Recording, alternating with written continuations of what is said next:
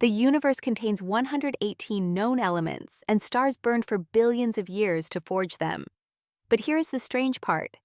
Your body, every plant outside your window, every bacterium in the soil, and every cell that has ever lived all run on the same six. AP Biology calls that short list CHNOPS, and the entire Unit 1 Chemistry of Life exam is testing whether you can connect those 6 elements to the molecules they build and the jobs those molecules do in the cell. CHNOPS stands for carbon, hydrogen, nitrogen, oxygen, phosphorus, and sulfur. The first 4 make up roughly 96% of your body mass, while phosphorus and sulfur appear in smaller amounts but do critical specialized work. The trap most students fall into is treating CHNOPS like a vocabulary list. Graders are not testing the letters. They are testing whether you can name what each element actually builds, which is where points live on every Unit 1 FRQ. Carbon dominates this entire topic because it can form 4 covalent bonds at once. That sounds modest until you realize what it means. Carbon can chain to itself in long strands, fold into rings, branch in 3 directions, and connect to nearly every other CHNOPS element along the way. That bonding flexibility is the only reason every organic molecule on Earth has a carbon backbone, including the DNA double helix you are looking at right now. The phrase graders want to hear is that carbon forms 4 covalent bonds, allowing stable and diverse 3-dimensional molecular structures.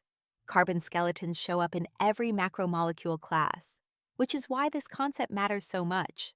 Glucose has a 6-carbon ring backbone. Fatty acids contain long carbon and hydrogen chains. Amino acids are built around a central carbon attached to 4 functional groups. DNA and RNA contain carbon-based sugars and nitrogenous bases. When you see chains, rings, or branch structures on the exam, you are looking at carbon doing what nothing else on the periodic table can do. Phosphorus shows up in 3 of the most important molecules your body uses every second of every day. Phosphate groups form the backbone of DNA and RNA, the polar heads of every cell membrane, and the high-energy bonds of ATP.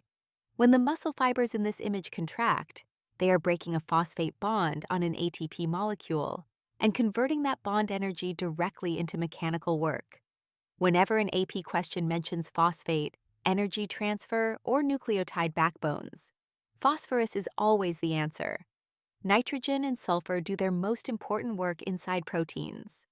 Every amino acid contains a nitrogen atom in its amino group, and nitrogen also sits inside the nitrogenous bases of DNA and RNA, which means a single element carries both protein identity and genetic information. Sulfur appears in 2 specific amino acids called cysteine and methionine, and it forms disulfide bridges that lock proteins into the precise 3-dimensional shapes you can see in this ribbon model. Together, those 2 elements give proteins both their sequence and their structural stability. The reason CHNOPS matters so much for the AP exam is that elements assemble into monomers. Monomers polymerize into macromolecules, and macromolecules run every process in the cell. Carbohydrates need carbon, hydrogen, and oxygen. Lipids need carbon, hydrogen, oxygen, and sometimes phosphorus. Proteins need carbon, hydrogen, oxygen, nitrogen, and sometimes sulfur. Nucleic acids need carbon, hydrogen, oxygen, nitrogen, and phosphorus. Memorize that element to macromolecule map, and roughly half of Unit 1 becomes pure pattern recognition on test day. Every cell structure traces back to specific elements. Glucose breaks down to release ATP using carbon, hydrogen, oxygen, and phosphorus working together. Hemoglobin transports oxygen using a folded protein structure stabilized by nitrogen and sulfur bonds.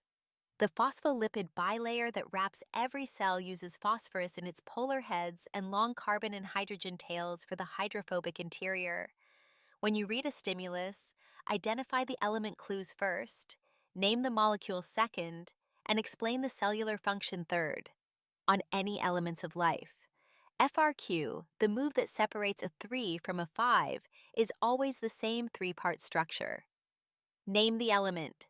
Point to the functional group or molecule it builds. Connect that molecule to a real cellular job. Saying nitrogen is in proteins earns very little.